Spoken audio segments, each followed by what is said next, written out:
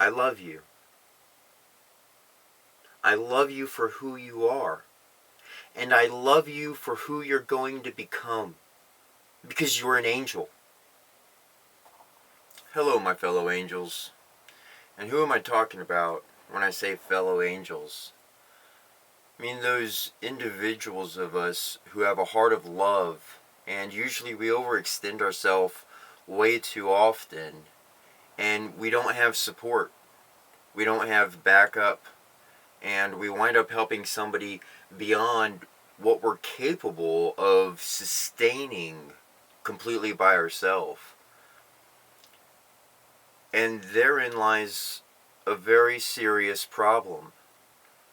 See, we as angels incarnate upon this world, we've been a part of society.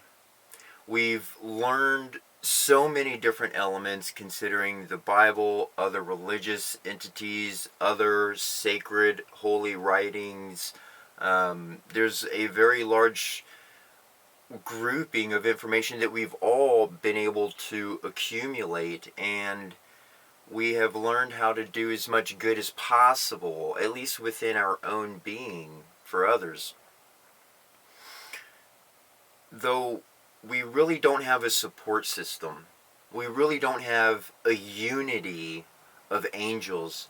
And that's why in this particular moment I am calling that angels unite. Because when we go to help one of these individuals, if we had some sort of support, some sort of backup that we could fall upon, or that could even go and help us with the individual, that would make a world of difference in our beings. We as angels, we've developed a culture. We have a very unique culture. And any tribe, any legitimate grouping of people that would be considered a tribe has two core elements. And those elements are language and culture. We've all developed a culture. We have that very well in hand. And we have very many different experiences that have led us to a lot of the very same reasonings and ways that we handle ourselves. Though what we don't have is language. See, this English language that we're speaking back and forth is very archaic. It's like working with an 80s computer trying to do today's computering.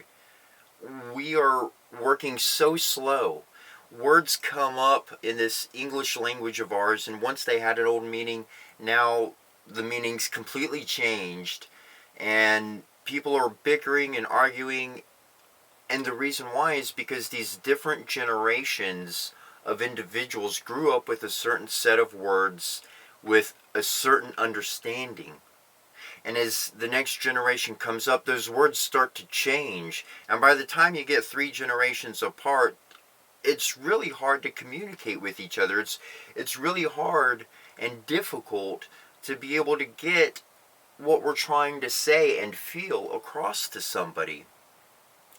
So this language that is pretty much comprising the book of Setchra is a language that expresses emotional experiences equally enabling endless enlightened energy. I call it the E8 effect. I'll say that one more time. Expressing emotional experiences equally enabling endless enlightened energy. The E8 effect. And 2 words I'm going to kind of hopefully guide through a simplistic understanding. The first word is Hona.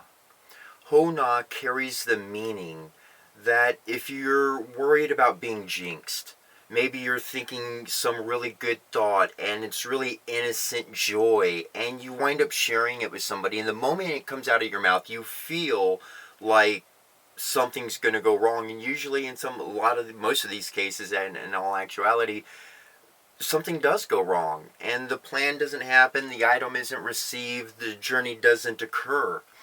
and then we become very hurt.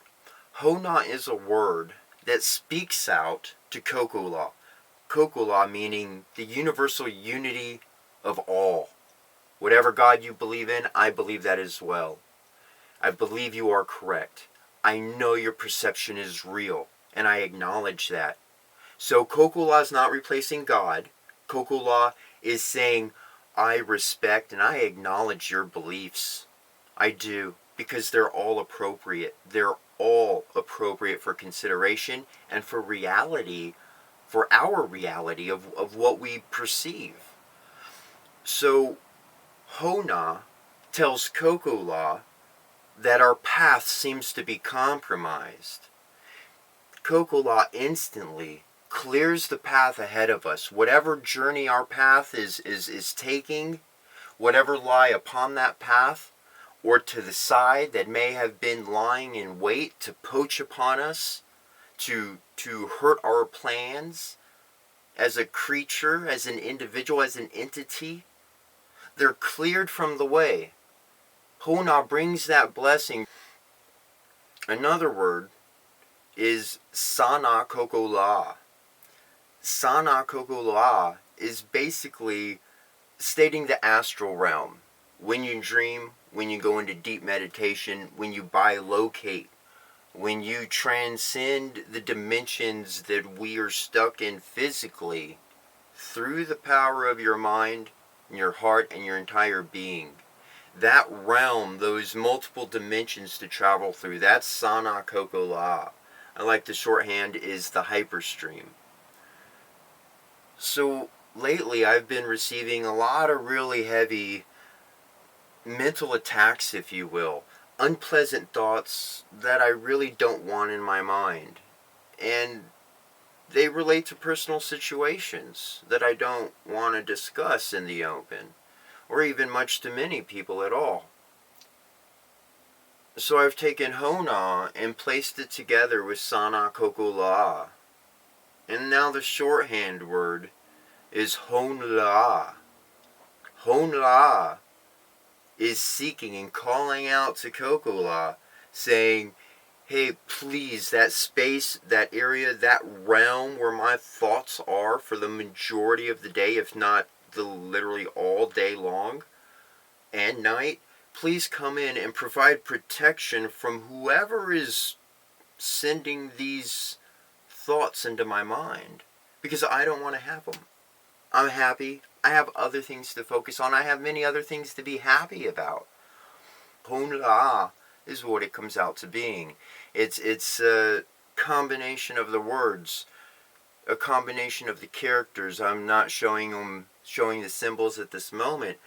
Though as the characters come together, it's kind of like Japanese, if you will. The characters, you have your base alphabet, and then you get very complicated constructs that can develop very heavy meanings.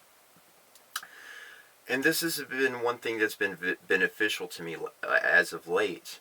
And I believe a lot of people are also going through that. Just a lot of this downtime, a lot of time to think to yourself and whatnot that we've all been going through. The reality is a lot of thoughts come through that we don't need to deal with. We have dealt with them. We have thought through them. We have considered them enough to understand the benefit from the situation, to understand the wisdom gained from the experience, to know how to better deal with future experiences of the sort. And that's why we don't want to forget about these exchanges completely. We don't want to forget the negative experiences, because when you forget the negative experience, well, then you forget the lesson altogether.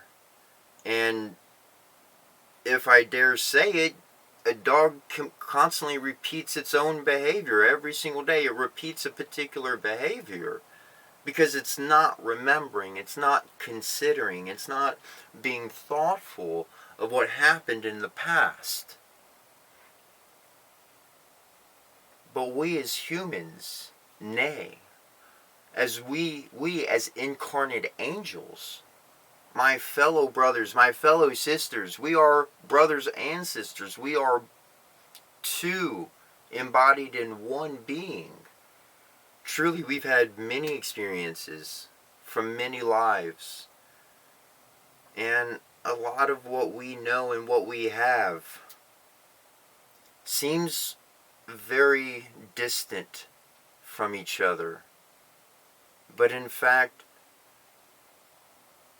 the bully who has plagued us for so long, truly they are few in number.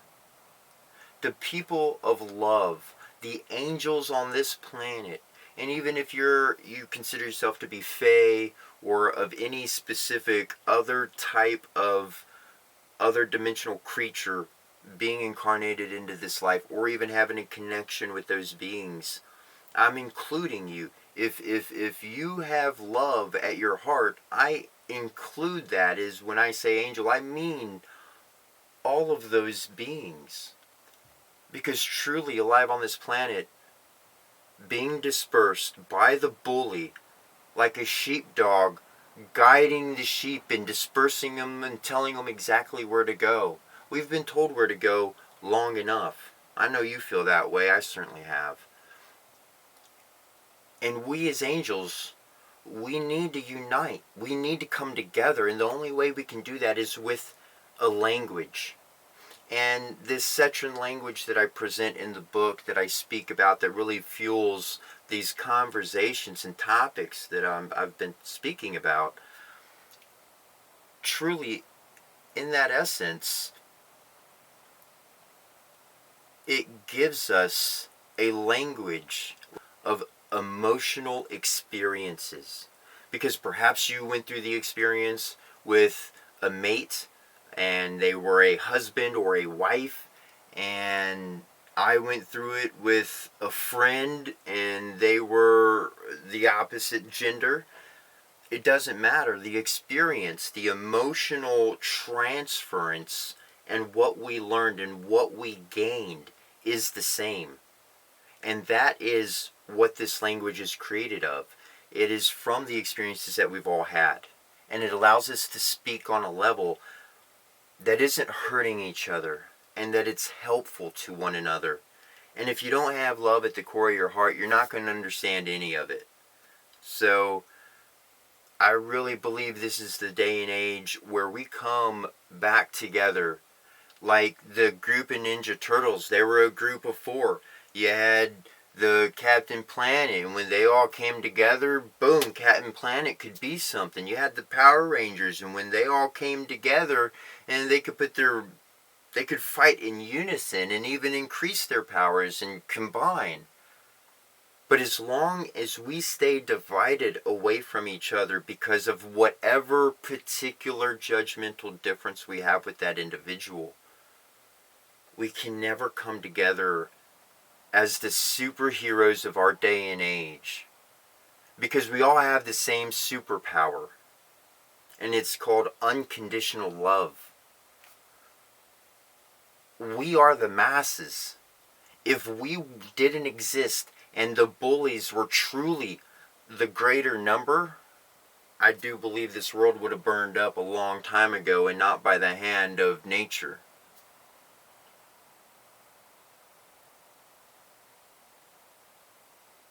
Unity is something that we lack, and it's something that I seek for, because I've met so many of our kind. There are so many of us around, and you've met them as well. You know, you live the life. Angels, unite. Come together. It's not easy, but in small little groups, we can find each other. We can find exactly who we need to be around, because healthy association makes somebody gorgeous. Gorgeous in their mind, in their abilities, in their courage, in how they feel about themselves. But when you continue around association that belittles you, that makes you feel non-worthy, makes you feel less of yourself, and they're always putting some negative idea into you, well, this isn't a very loving person. That would be bad habits. And that would be bad association. bad association spoils useful habits. It's true. It's true. I got to eating very healthy for a good long while, and then I got around enough, and I started eating really unhealthy. And now I'm kind of getting back to eating healthy again. And it really depends who you're around. Are they going to bring you up? Are they going to drop you down? Are they going to use you as a stepping stool? It's better to find out and to know. And that's why I'm going to present another word. And that word is kalana. Your kalana is the collection of your previously lived lives. And they speak to you as your inner voice. They speak to you through emotions. They tell you, this doesn't feel right. I think I should leave. And you leave, and then something bad happened you hear about the next day, and you're like, wow, I'm glad I left. That was because those past lives, those past consciousnesses have combined into a single source that is within you and communicates with you regularly. And the more that we pay attention to our kalana, to that inner voice, to that collection of previously lived lives, the better choices we make, the better people we're around, and the happier we become. And that happiness is everything. Because if you don't have happiness, nothing's going to fill you up. And everything's just going to be used and tossed away out, just like all the waste that there is. I love you. I love you for who you are. And I love you for who you're going to become. Because you're an angel. Just like me. Just like so many that live on this world and they don't even know it. But all they really want is to do good for others. All they really want to do is to make other people happy.